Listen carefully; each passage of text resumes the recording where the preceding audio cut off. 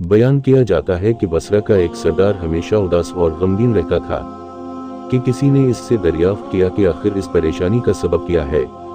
इस पर सरदार ने जवाब दिया कि बात कहने की नहीं पर कही जाती है कि मुझसे एक वली अल्लाह की खिदमत में कुछ बेअदबी हो गई थी, इसलिए डरता हूँ कि क़यामत को उसके मुआखज़े में गिरफ्तार ना हो जाऊँ। वाक़या ये पेश आया में एक मरतबा ज़ियारत बीत अल्लाह को चला और सब दोस्त और अजीज़ व अकारिब रुखसत करने आए। हसब दस्तूर कुछ दूर चल कर मैंने सबको लूटा दिया, मगर एक शख्स ज़ैद जो मेरे खवास में से था वापस न हुआ और उसने मेरा पीछा न छोड़ा। मजबूर होकर मैंने उसको झड़क दिया कि बीत अल्लाह को जाना भी कोई आसान समझा है। जो मेरे पीछे पीछे चले आ रहे हो मेरे पीछे पीछे ना आओ और मेरे साथ ना चलो, और जिस रास्ते से तेरा जी चाहे चला जा। कहने लगा, ऐ आका कि खुदा इस पर कादिर नहीं कि तुमको ज़ाद राह जल्द पहुंचा दे और मुझको बेयारो मददगार छोड़ दे। ये कहकर उसने अपनी राह ली और मैं अपने रास्ते से चलता बना। रास्ते भर कहीं वो मुझको नजर ना आया। वालला आलम कहाँ पोशीदा हो गया। जब खुदा के फजल से मुनासिब हिजत से फारिग होकर मैं मदीना तैबा को चला तो क्या देखता हूँ कि ज़ैद आ गया और सलाम कहकर मेरे पास बैठ गया। मैंने हैरत से पूछा कि हज कराया? कहा हाँ। फिर मैंने तनज़ा कहा हज की सनद भी मिली? तो कहने लगा, कैसी सनद? वो किस काम आती है?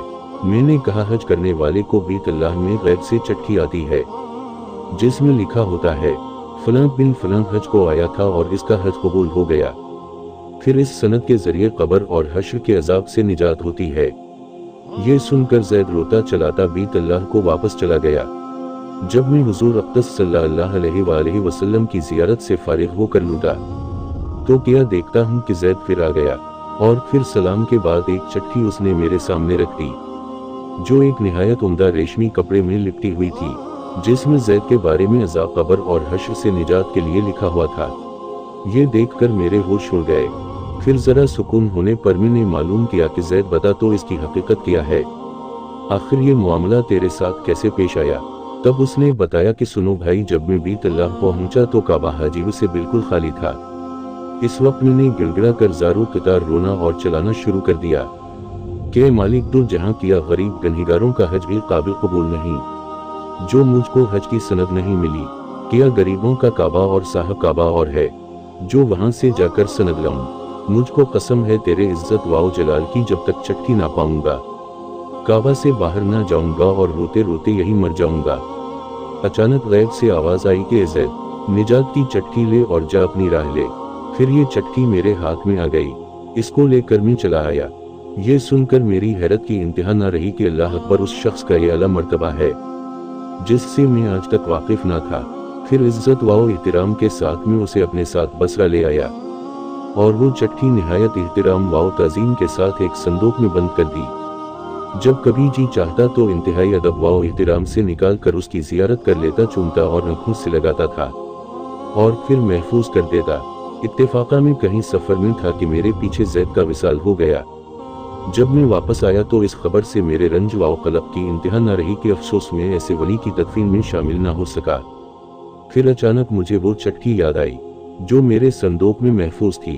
अब तो मैं और भी बेताब हो गया और अपने ऊपर अफसोस करने लगा कि सफ़र को जाते वक्त मैंने वो चिट्ठी ज़ैद को क्यों ना दी। फिर अपना महर शुदा संदूक मनगा कर देखा तो उसी तरह वह महर बंद था। जब मैंने संदूक खोला तो इसमें चिट्ठी ना पाई। अब तो मेरे गम व अलम का कुछ ठिकाना न रहा और एक हश्र का आलम बर्पा हो गया। ज़ारो कतार रोने लगा और रोते रोते सो गया। क्या देखता हूँ कि तरह तरह की सजी हुई जन्नत में ज़ैद सर पर एक ताज रखे हुए ज़र्क बर्क लिबास में तख्त जौहर पर जलवा अफरोज है और उसके चारों तरफ हुरों के जुमघटे हैं। मैंने करीब जाकर सलाम किया तो उसने कहा, आका इस कदर परेशान क्यों हो? मैंने कहा, मुझे याद नहीं, वो चिट्ठी तूने मुझे दी थी। कहने लगा, वो तो ये है और उसी की बदौलत ये दौलत व हशमत मुझको हासिल हुई।